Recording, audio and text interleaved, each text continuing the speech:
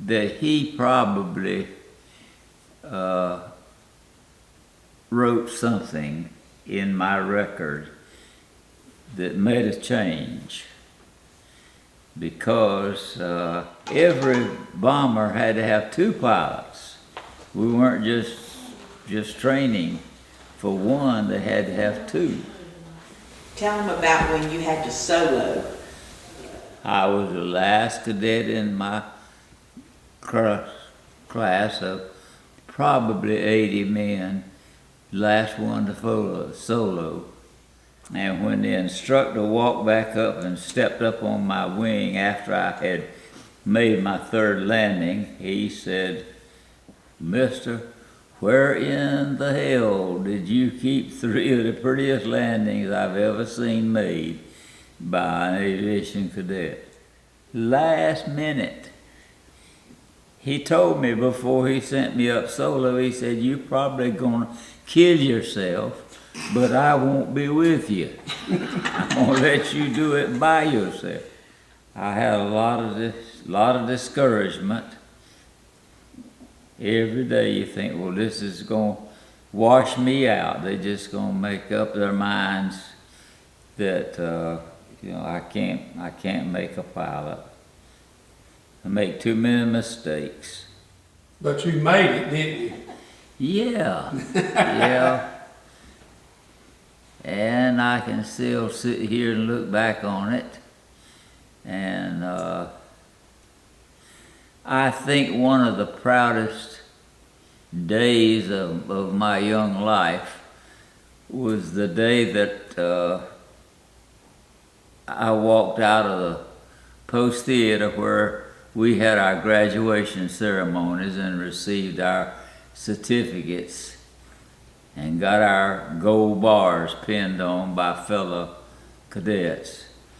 That was one of the proudest days that here I was, having been a lowly, picked on aviation cadet, and now I was Second Lieutenant Taylor, an officer in the Army of the United States, and I could go in any officers' club and socialize and eat and enjoy myself. And I had wanted that commission more than I wanted the wings, really. The wings were just a means to the end. But I strutted up the street back to my barracks because my bag was lying on the bunk, packed and ready to catch the bus for the depot. And lo and behold, who should be standing on the sidewalk next to the street, watching me pass by? Charles Mollet was his name, because he was the one that pardoned me. And I gave that man the most respectful salute that I ever rendered to anybody, because I knew what I owed to him. He had to be a Christian man. What did you do next after you left there with your certificate and you were commissioned? Where'd you go next? Oh, the most out-of-the-way place in the United States of America, Liberal, Kansas. I don't think there was even a bowling alley in Liberal. But why? Here again, at the time that I got my wings in early December, almost all the pilot training was for co-pilots. Well, I didn't really want to be a co-pilot. I wanted to be a first pilot, the commanding officer, and that way it would be more advancement. So here I found myself going to pilot school, never trained a day for co-pilot. It was first pilot all the way. I don't know why, I certainly wasn't all that great. But somebody put in the right word somewhere.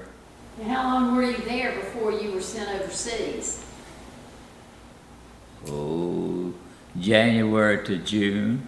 Okay. We had a lot of training.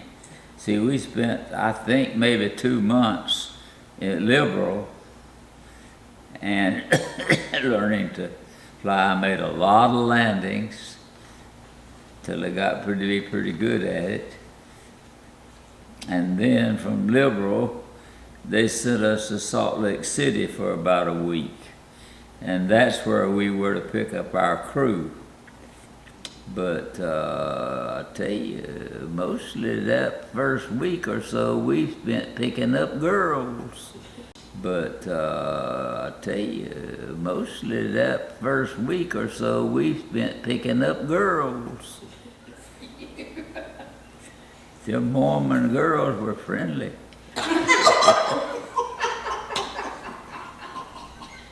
And they had the queerest situation I've ever seen. There was a place there in Salt Lake City downtown, and I forgot what the name of it was, but it was a dance hall. And every night, for the benefit of the soldiers, a band played and for dancing, and the girls sat around on a bench all the way around that big dance hall, and you could go take your pick. You look, hey, you know, she looks pretty good, and I think I'll ask her to dance. And they never said no.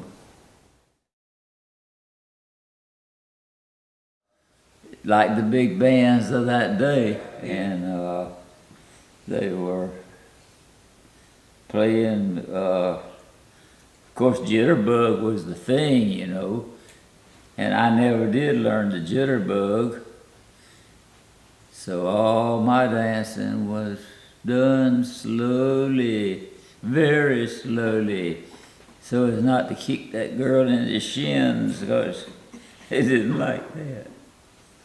Then, from one day they called us together, and there was 4 officers over here, 3 officers besides myself, and 6 enlisted men over here.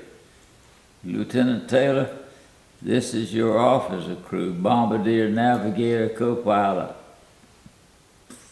And over here is your enlisted crew, radio operator, flight engineer, gunners, and you will train together.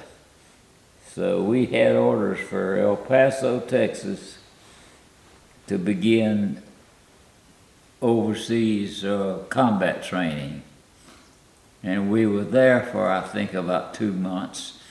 And that was really intense, because we flew 6 days a week. I mean, we did everything you do in combat. Well, I went to the Cadet Center for what we call classification. We spent about 2 months there taking all kinds of tests, everything you can think of to test, especially your hand-eye coordination, to see if you're going to be able to manage an airplane. Because if you can't, then you might as well stop now. Or if you're colorblind, then you can't make it. So it was the last of June before we finished our combat training. And we went overseas the last of June. Yeah, we actually went to the combat area, and it took 2 or 3 days to make that journey, because we went from El Paso, where I had made friends with a girl, the righted kind, you know, I'm gonna write you and you write me. But, so we sent us to Topeka, Kansas to be assigned overseas.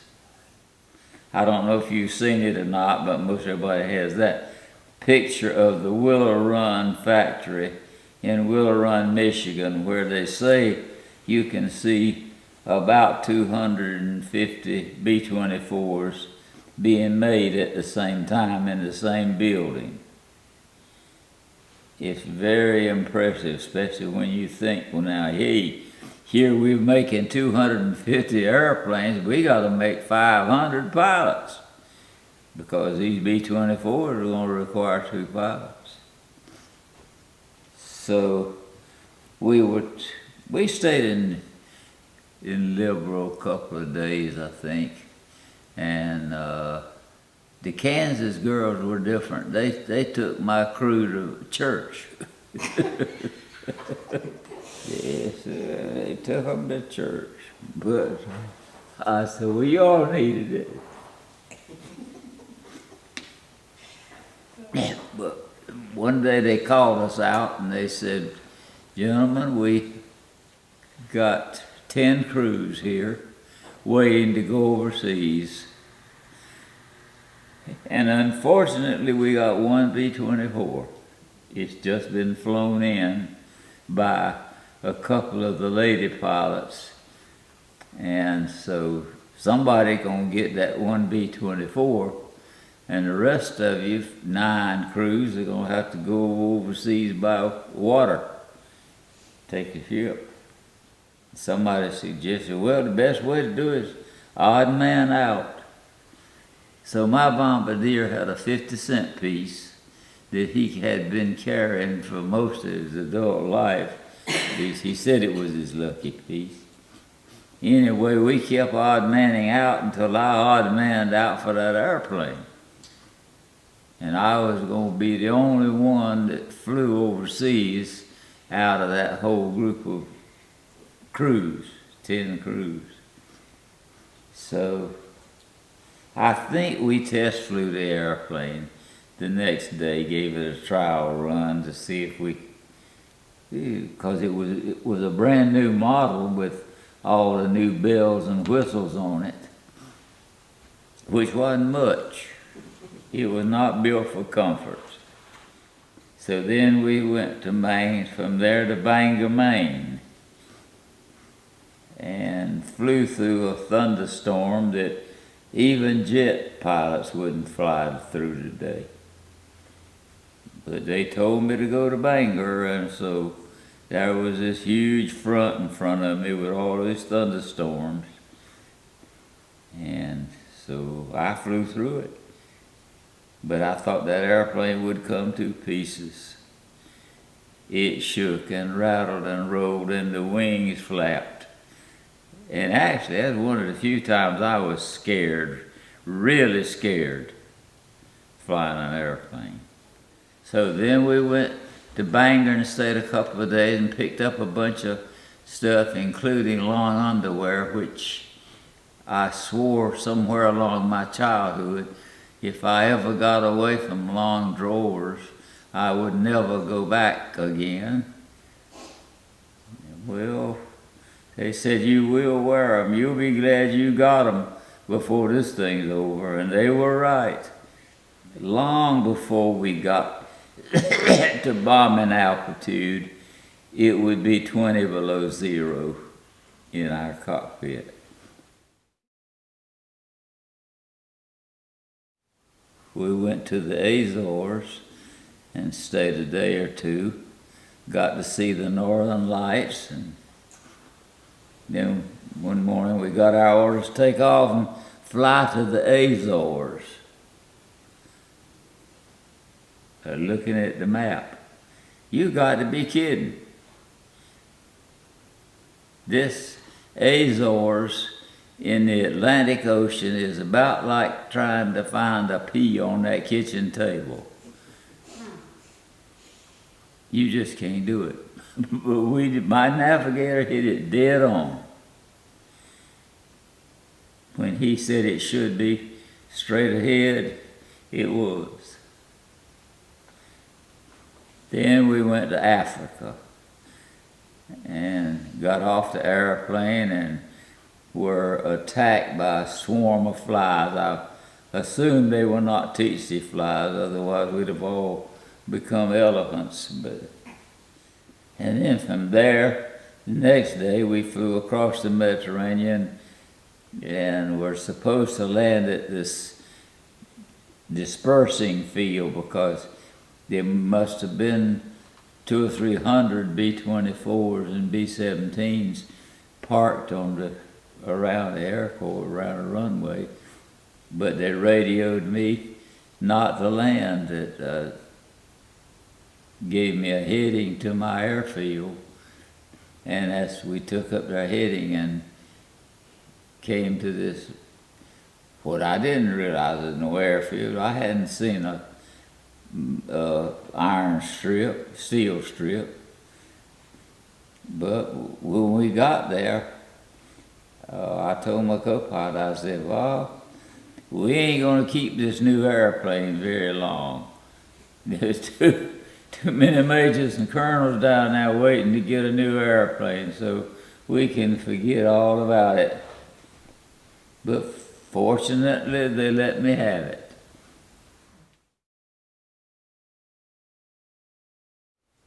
How hard we had to work to keep food on the table.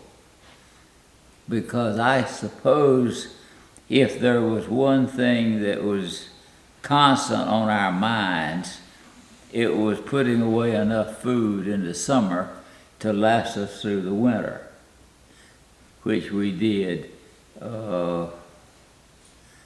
I've spent days in the field picking dried peas, and then take them home and put them in a burlap sack, tie it up good, and take a stick and beat them until the hulls were nothing but little pieces. And then you let the wind raft that away, and then you let the wind keep rafting the chaff until you got clear peas and dried butter beans. And of course, Mama and Grandma canned all summer. So Henry, your great-grandson, has submitted some questions for you. Yeah. He wanted to know, did you have a bicycle when you were a little boy? Yes, I did. And guess where it came from? The trash heap. Okay. It had no tires on it. So I rode my bicycle all the time on the rims. A bicycle tire at Sears Roebuck was about $2. And I didn't even have $2 because I was saving up for clothes to wear to school that fall. Plus, I was saving up for my class ring. I knew that was going to cost $10 when I finally graduated from high school. Okay. So that was my bicycle. Okay. He wanted to know, did they have power lines along the streets when you were little? Power lines. Yeah. Okay. We couldn't afford the electricity. It was a long time before we ever got electric lights. But yes, we could have had it, but we were so poor we lived in a house rent-free because it was nasty and run down, and the owner agreed to let us live there for a year if we would clean it up and make it livable, and we did. Now, That's the dirtiest place I've ever been in. You wouldn't put your dog in there. so this was not the house that I remember as a niece, and of course my dad is your brother. But is that the house that we went to when we were visiting Nanny Taylor? Is that the house you grew up in? No. Okay. We grew up in a house well, you know where John and Mercedes' house was next. All right, then next to that was the Ballantyne house. Okay. Then directly across the street was an empty lot. And here was the house that we grew up in almost until I got into high school. Okay. Then we couldn't afford to rent on that, so Aunt Minnie let us move into one bedroom upstairs at her house. We cooked with a little old stove, wasn't as tall as the bottom of that tripod. And she had a bathroom, but they preferred that we use the outhouse. Then came the Creech house, the one that Mama, I don't know, I think Mama and Aunt Minnie began to have words. And so let's say we moved into Aunt Minnie's, and that got unbearable. And so Mama made a deal with Mr. Deans to clean up the Creech house. And that was a miracle that we could. I mean, you'd have to see that house to know how filthy it was. Okay, Henry had a couple more questions, and then we're going to go on to a few more. But he wanted to know, when you were little, did you like playing games like hide and seek and tag? Did you enjoy playing hide and seek when you were little? Is that the kind of games you played? Yeah. Oh, yeah. Yeah. Okay, here's his best question. Did you have video games to play? No. We didn't even, for a long time, we didn't even have a radio. Well, can you share about Ronnie, your son? He's heard the story, but he wants it on tape. Share a little bit about the tennis court in Middlesex that you and some of your friends built. The tennis court, were you in? Can you tell us a little bit about that? And also, were you in on the Ferris wheel building? On the Ferris wheel. Yeah, the Ferris wheel. All right, no, that was in the Davis yard. Mr. Davis built a Ferris wheel for his 3 daughters. Oh, okay. And so we rode on that a lot. One or two people pushed it. Okay. You just take it and move it by hand. Wow. Yeah, but the tennis court was a marvel. Joe Ballantyne and myself took to tennis, and there was a tennis court downtown that some of the boys around town got together and raised money to buy a wire, and it was between 2 buildings, 2 empty buildings, and they had they bought wire and a net and all that stuff. And so in order to play tennis there, you had to contribute 50 cents, which I didn't ever feel like I had 50 cents. So every time I would go down there and try to play, they won't know if you paid you 50 cents. So me and Joe got together, and there was a nice level lot right across the street from the Ballantyne house, which was catty-wampered 2 houses down from the Davis house, nice and level. It was all weedy, and we had to chop all the weeds up. We gathered scrap iron for a year, I guess, to buy wire fencing to put up because tennis court ain't no good if you don't have a wire backing. You gotta have something to stop that ball. And so I think the net was about $2.95 from Sears. And I had already bought me a tennis racket. And I think Joe had bought him a tennis racket. So it was kind of me and Joe's tennis court. And we had say-so who played on it. But we went into woods and cut long poles. Now, you don't do that today. Go in somebody's woods, no matter how thick it is. You ain't going in there and sawing his trees down. And it took about 3-4 poles on each end. And we had to course, cut down a tree big enough to make the net post. But I don't know what we covered it with. I think we just chopped all the weeds up and leveled it off and lined it off and made a pretty decent tennis court. So I guess it's safe to assume that when you ordered the net or whatever from Sears, that was the Sears catalog, right? Yeah, Oh, yeah. yeah. Yeah, there was a wire dealership in town that we bought the rolls of wire. And it took right much wire to do both ends of a tennis court Yeah, and around the side.